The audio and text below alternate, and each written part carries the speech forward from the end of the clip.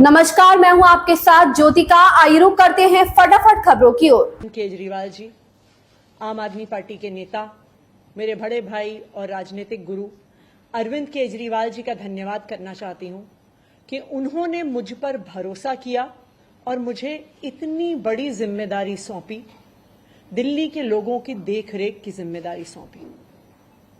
लेकिन आज मैंने मुख्यमंत्री के तौर पे शपथ ग्रहण जरूर किया है, लेकिन ये मेरे लिए, हम सब के लिए एक बहुत भावुक क्षण है जब अरविंद केजरीवाल जी दिल्ली के मुख्यमंत्री नहीं हैं।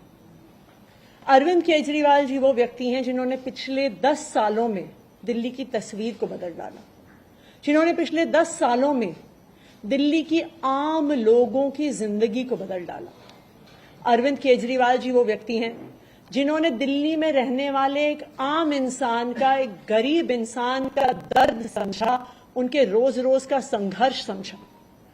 उन्होंने समझा कि एक आम परिवार के लिए किस तरह से अपना घर चलाना मुश्किल होता है।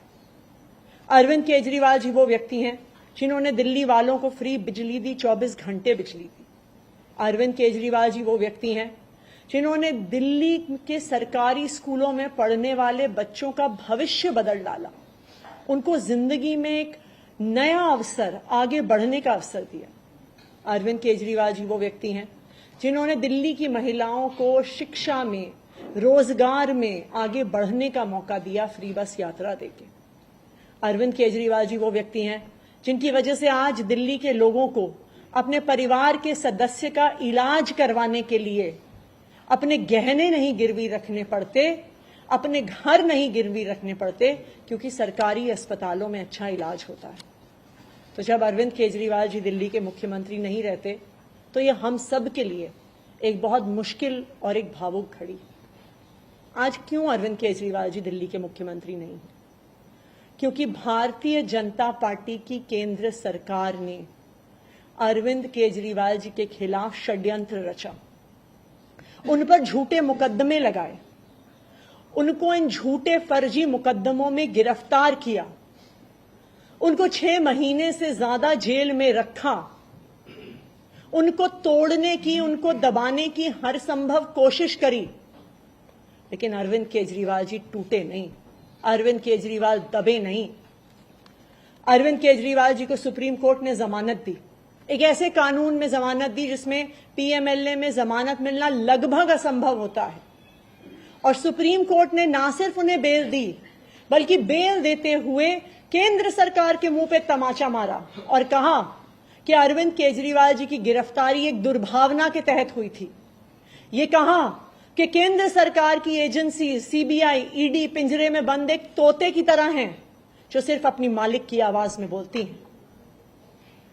हो सकता है कि कोई और नेता होता तो उनके लिए अदालत का यह फैसला काफी था और वो तुरंत जाके मुख्यमंत्री की कुर्सी पर बैठ जाते। लेकिन अरविंद केजरीवाल जी ने इस देश की राजनीति में एक ईमानदारी और नैतिकता की मिसाल कायम करते हुए मुख्यमंत्री की कुर्सी से इस्तीफा दे दिया। उन्होंने कहा कि मेरे लिए सिर्फ अदालत का फैसला काफी नहीं है, मैं जनता की अदालत में जाऊंगा, और जब तक दिल्ली की जनता मुझे नहीं कहती कि मैं ईमानदार हूं, तब तक मैं मुख्यमंत्री की कुर्सी पर नहीं बैठूंगा। मुझे नहीं लगता कि इस देश के इतिहास में या शायद इस दुनिया के इतिहास में ऐसा कोई नेता रहा होगा, ऐसी ईमानदारी और नैतिकता की मिसाल रही होगी जो आज अरविंद केजरीवाल ने देश और दुनिया के सामने रखी है।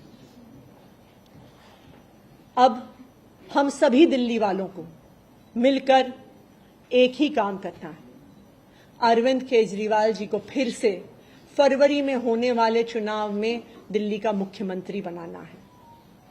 अगर दिल्ली के लोग अरविंद केजरीवाल जी को दिल्ली का मुख्यमंत्री नहीं बनाते तो जो फ्री बिजली आज दिल्ली वालों को मिल रही है, भारतीय जनता पार्टी अपना षड्यंत्र रच के उसको खत्म कर देगी। जो सरकारी स्कूल अरविंद केजरीवाल जी ने सुधारे हैं वो फिर से बदहाल हो जाएंगे, मोहल्ला क्लिनिक बंद हो जाएंगे, अस्पतालों में इलाज बंद हो जाएगा, महिलाओं की फ्री बस यात्रा बंद हो जाएगी। तो 2 करोड़ दिल्ली वालों को मिलकर फिर से अरविंद केजरीवाल जी को दिल्ली का मुख्यमंत्री बनाना है। अगले 4 महीने के लिए मेरा यही काम रहेगा कि जो दिल्ली वाले परेशान रहे पिछले 1-1.5 साल में, जब से भारतीय जनता पार्टी का षड्यंत्र शुरू हुआ, जब से भारतीय जनता पार्टी ने एक एक करके हमारे नेताओं को जेल में डालना शुरू किया, जब से भारतीय जनता पार्टी ने एक एक करके हमारे मंत्रियों को जेल में डालना शुरू किया, जब से भारतीय जनता पार्टी के एलजी साहब ने दिल्ली सरकार के काम रोकने शुरू किए, आप देखिए पिछले 2 साल में भारतीय जनता पार्टी ने दिल्ली वालों को परेशान करने में कोई कसर नहीं छोड़ी। जब से अरविंद केजरीवाल जी जेल गए, दिल्ली वाले भी परेशान हुए। भारतीय जनता पार्टी ने दिल्ली वालों के पानी के बिल हम ठीक करना चाहते थे, उन्होंने उस काम को रोक दिया। भारतीय जनता पार्टी ने जो सड़क के रिपेयर के काम है वो रोक दिए।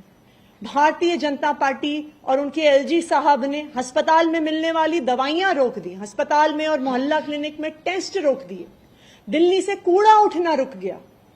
लेकिन मैं आज आपको आश्वासन दे रही हूं कि अब अरविंद केजरीवाल जी जेल से बाहर आ गए हैं और उनके मार्गदर्शन में दिल्ली में कूड़ा भी उठेगा, सड़कें भी ठीक होंगी, पानी के बिल भी ठीक होंगे, दिल्ली में जो सीवर की समस्या है वो भी ठीक होगी, जो दवाइयां नहीं मिल रही हैं उसको भी हम ठीक करेंगे।